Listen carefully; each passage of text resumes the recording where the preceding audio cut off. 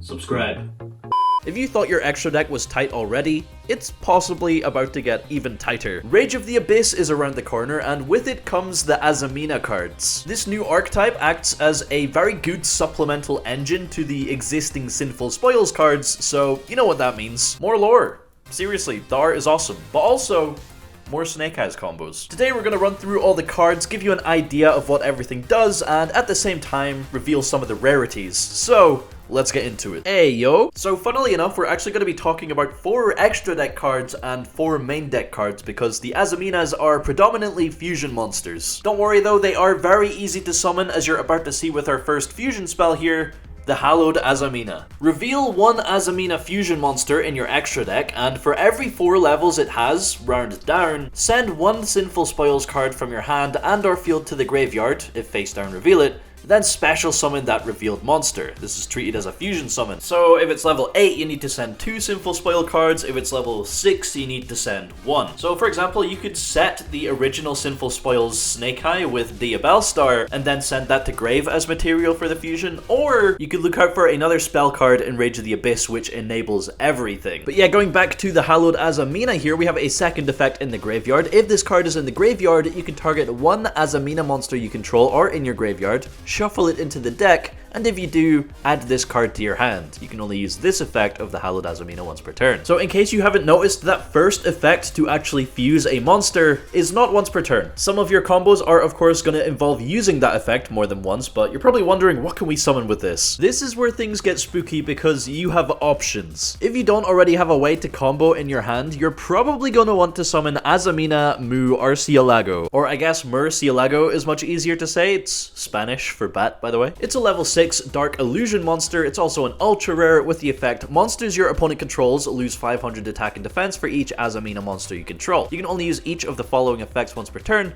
If this card is fusion summoned, you can add 1 AZAMINA or Sinful Spoils card from your deck to your hand. So you could add original Sinful Spoils Snake Eye if you want to get your combos going, or if you want to take it a step further, you can add Wanted Seeker of the Sinful Spoils, and I think we know what happens from there. If this card is destroyed by battle or card effect, you can add 1 Sinful Spoils spell from your deck to your hand. So overall, pretty easy way to get into our combos with the Sinful Spoils cards. However, what if we're already able to play with the cards in our hand? In that case, instead of summoning Murcielago, we probably want to summon AZAMINA Ilia Sylvia. Again, this is a level 6 Dark Illusion monster, and it has the effect any battle damage your AZAMINA monsters, except itself, inflicts to your opponent is doubled. You can only use each of the following effects once per turn. When your opponent activates a card or effect, quick effect, you contribute this card, negate that effect. So you could just summon this before actually committing to any kind of combo lines, and then you're essentially insulated from 1 interruption. And if you don't get interrupted while doing your combos, well, you just have a negate on your board. That's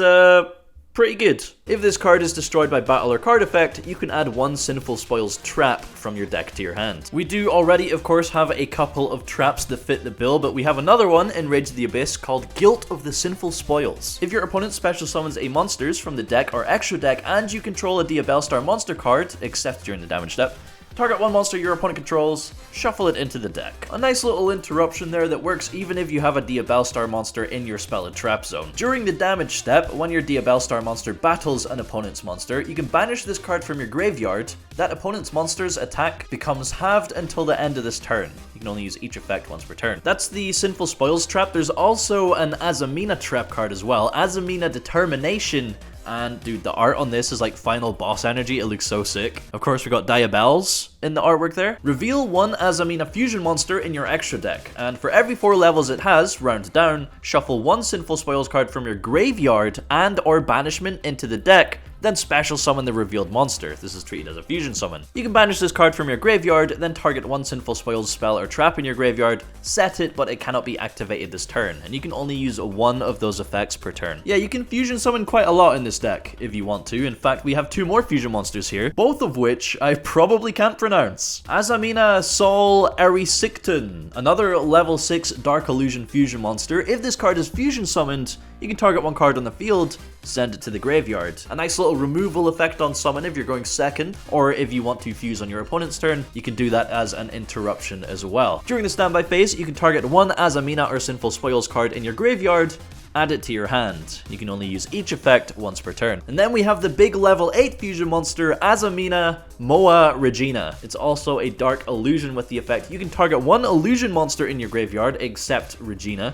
special summon it. When an AZAMINA or Sinful Spoils card or effect is activated, except Regina, quick effect, you can target up to 2 cards on the field, destroy them. You can only use each effect once per turn. It's cool how you have a load of different options with this archetype. Of course, you can make it very compact and play the minimal engine in your Snake Eyes deck. You can go heavy on just the AZAMINA cards and Sinful Spoils cards, or you can blend it with things like Chimera thanks to the illusion and fusion synergies. The last card we have to talk about today is AZAMINA Debtors, a quick play spell that's actually quite similar to the Hallowed AZAMINA. During the main phase, reveal one AZAMINA fusion monster in your extra deck, and for every 4 levels it has, round down, send one Sinful Spoils card from your hand and or field to the graveyard. If face down, reveal it, then special summon that revealed monster. This is treated as a fusion summon, so literally the same effect as the Hallowed AZAMINA, but it's a quick play spell. The difference is with the second effect. So during your main phase, you can banish this card from your graveyard, then target one AZAMINA monster in your graveyard, special summon it. However, you can only use one effect per turn. God, imagine being able to fusion summon Ilya Sylvia, stop an interruption, and then just reborn it to use as a negate on your opponent's turn. That would be a little bit too crazy, dude. Overall, this is a very strong and versatile archetype that literally glues all the Sinful Spoils cards together. Like, you can bridge into this from Diabellstar, or you can bridge into Diabellstar from this. You're gonna see some of these cards a lot going forward if you're playing the competitive game, so study up and get ready for the release of Rage of the Abyss.